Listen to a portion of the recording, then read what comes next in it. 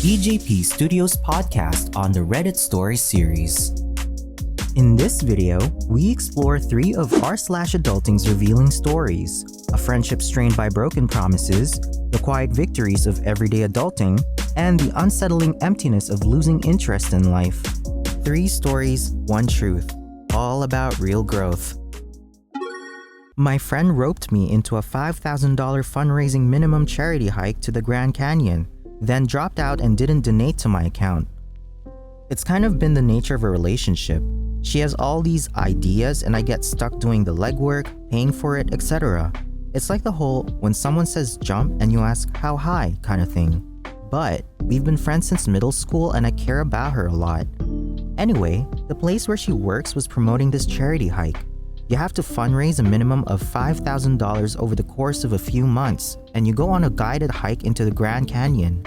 You have to pay for your flights and transportation to or from the hotel, but the rest is covered in your fundraising. I agreed and the charity is reputable. She ended up abruptly dropping out when she realized she'd have to donate a lot out of pocket. I will have to donate a lot out of pocket too. But what bugs me is that after she was the one who persuaded me into this, she didn't donate to my fundraising at all. She can afford to, she buys other frivolous stuff. It makes me sad that she won't help after this was all her idea. Is my expectation unreasonable? Thank you for listening. Yikes, no friends would be better than this. You need to get better friends. I know you want a big speech about helping them get better and accommodate your needs too, but you need better friends. That isn't okay. Why don't you just drop out? It makes sense that she wouldn't donate to yours when she wasn't even willing to donate for herself. Reevaluate your friendship and probably your own boundaries too, since you claim this is a recurring thing between the two of y'all. You can't force someone to be a good friend. You have a really low bar for what you consider to be a friend. At what point do you finally realize that just because you've known someone since the age of 12 doesn't mean they can crap all over you and still stay as your friend? And why the hell aren't you dropping out? You sound like a people pleaser, which is actually the bigger issue here. You cannot say no to your friend and you cannot say no to this fundraising company. The night I realized adulting is just doing dishes. So there I was, standing in the middle of my kitchen, staring at a pile of dirty dishes that seemed to have multiplied overnight. I had just come home from a long day at work, and the last thing I wanted to do was tackle the mountain of crime that awaited me. But as I stood there, I had a moment of clarity. I remembered my younger self, the one who thought adulthood was all about freedom and late-night pizza runs. I chuckled at the thought of my teenage self, who believed that being an adult meant never having to do chores again. Spoiler alert, that was a lie. With a deep breath, I rolled up my sleeves and got to work. As I scrubbed away, I found myself reflecting on all the little things that come with adulting, like budgeting for groceries, remembering to pay the electric bill, and the sheer joy of finding a good deal on laundry detergent. It's not glamorous, but it's real. By the time I finished, my kitchen sparkled, and I felt a strange sense of pride. I realized that adulting isn't just about responsibilities. It's about finding joy in the mundane and taking ownership of your life. So, here's to all the little victories that come with growing up. We may not have it all figured out, but we're doing our best, one dish at a time. There's nothing better than a clean house. Yup, then we get to sit with a bucket of ice cream and a big glass of wine while we watch our favorite binge show. Growing up again means we realize we can't do that without consequences either. It is a good metaphor as any.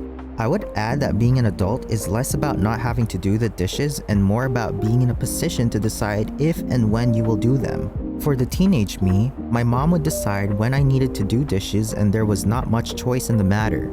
For the adult me, I recognize that I will need to do those dishes, but they can damn well wait until I feel like it. I keep reminding myself to be grateful that I'm not washing clothes by hand grating myself against detergent water day in, day out. That usually gets me to keep doing laundry since it's largely a quick thing to do, but I keep feeling like, but I could do it a nanosecond faster. So I guess it's good to just remind myself to be grateful for the little conveniences and saves in time. I still do dishes by hand. It just seems cleaner somehow. And it's a good exercise on physically buffering things out, yet controlling oneself not to drop or smack something too hard that it breaks. I still hate pots that magically appear behind me as if saying, "Forgetting something, are we?" That is going to soak overnight. Why does everything feel boring, as if I have lost interest in life? I'm not depressed or burnt out. I do my everyday tasks normally, yet I don't feel motivated to live, even for my dreams. I'm saying this all because there is this self-awareness that if you do anything, you're not going to be satisfied or happy forever, and I also know that these little ups and downs make your life interesting, but then what's the point of living? Everyone is suffering, be it poor, rich, married, committed, or single. So what are people actually chasing in life? Sorry to tell you, but that's exactly what depression is. It is not always feeling defeated and crying like you see in the movies. We're all very stagnant, I think. Oftentimes this happens when we no longer feel connected. Try looking into Buddhism. This may help. I was going to suggest something along these lines. The search for meaning often starts with philosophy.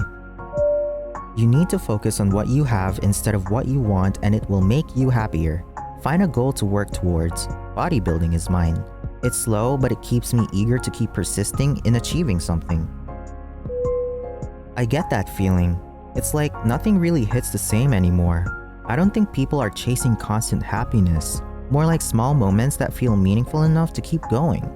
When everything feels flat, it can just mean you're stuck in a loop. Even small changes can help a bit over time. You're not alone in thinking this, to be honest. Life often brings unexpected pressures. I remember when relatives visited during my busiest semester, leaving me torn between my academic responsibilities and family expectations. That tension taught me the importance of boundaries, not as rejection, but as protection of my well-being and prioritizing whatever was important at the time. Besides that, in general, I've learned to appreciate the material stability I already have. A roof, appliances, and tools that make daily life manageable. These possessions remind me to be grateful and to use them wisely in building a stable routine. Routine itself adds color when paired with introspection and the courage to ask questions.